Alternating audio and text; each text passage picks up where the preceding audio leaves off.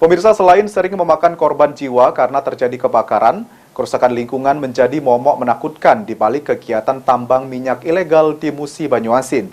Oleh karenanya, PJ Bupati Musi Banyuasin meminta warganya berhenti melakukan aktivitas tambang minyak ilegal.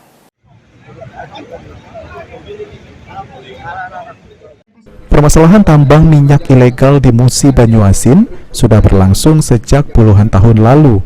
Bahkan jutaan jiwa di Musi Banyuasin banyak yang bergantung dengan bisnis ilegal yang penuh resiko ini.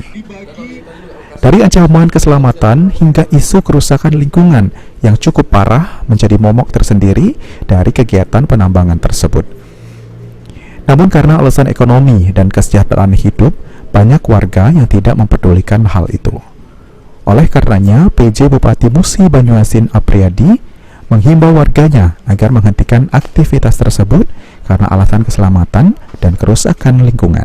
Sudah menghimbau kepada kawan-kawan yang biasa main minyak ini, terutama masyarakat yang nambang ini, nggak usah lagi melaksanakan kegiatan penambangan atau pengeboran. Nah, ternyata setelah kita inventarisir, kita monitor, ternyata mereka masih tetap melakukan. Artinya mereka kan tidak mengindahkan apa yang kita himbau, karena kita sekarang ini kan sedang melakukan koordinasi untuk menyusun tata kelolanya supaya tidak terjadi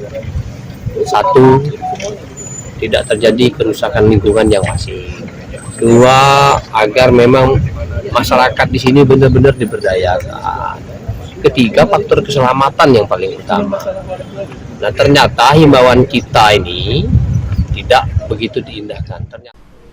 Selain itu, pemerintah Kabupaten Moba dan unsur Forkopimda kini tengah mencairkan solusi terbaik agar tambang tersebut bisa dikelola secara legal. Ruzi Iskandar, PAL TV.